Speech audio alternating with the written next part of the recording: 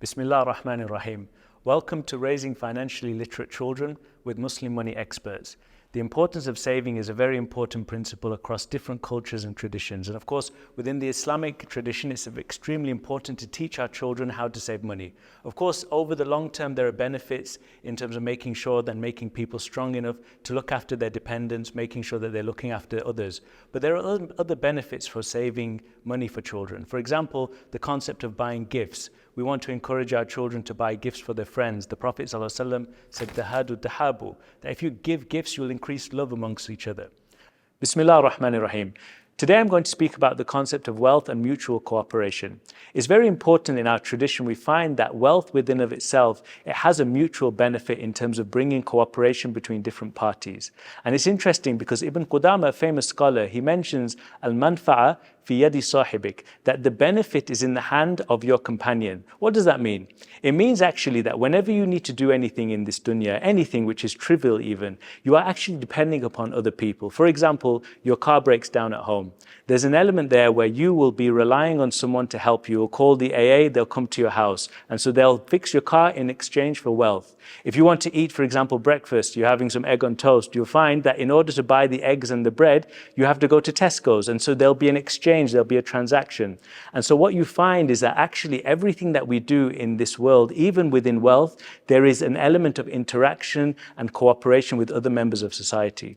And so what does this mean? It means that we don't live in a bubble. When we deal with wealth, we are dealing with many different types of stakeholders in our lives. And so there's a particular khuluq and character that we must have. And so 5 things I want to mention, which is mentioned by the scholars, is that anyone dealing with wealth and others, what they should have intrinsically. The first is the concept of knowing what is halal and haram, making sure that we spend our wealth in that which is halal and we are staying away from anything which is haram. The second thing is sidq, which is essentially to be truthful, making sure that we're truthful in our dealings when we're buying something, when we're selling something, that we are dependable, that we're making sure we are good with people when we're dealing with them. The third element is amana, the concept of trust and making sure that we're accountable. The concept of amana is mentioned in the Quran, Ya ayyuhalladhina amanu awfu bil uqud. O you who believe, make sure you adhere to your contracts. And so this is very important, that when we enter into contracts and things with people, that we maintain our word with what we do.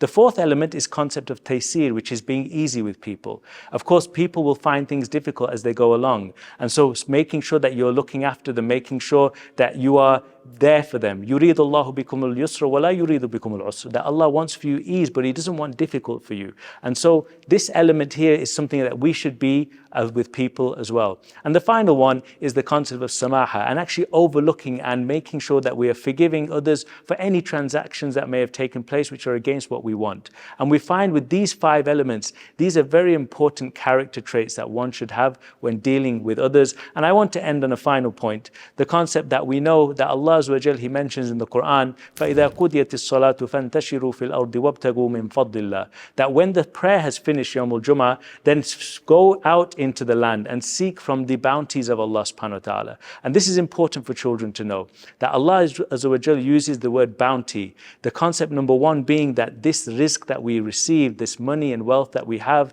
is a bounty for us, and it is a wealth from Allah subhanahu wa ta'ala. It is something that we benefit from. But the second thing, which is just as important, is that it comes from Allah. And this is something which is important to nurture in our children, that all benefit, all rizq, all excellence is from Allah subhanahu wa ta'ala. And we ask Allah Azza wa Jal, He helps us to bring that into our lives and the lives of our children. Just before I leave, just to remind you about the Children's Activity Workbook, which is for raising financially literate children, from the Muslim Money Experts website, which you can download soon.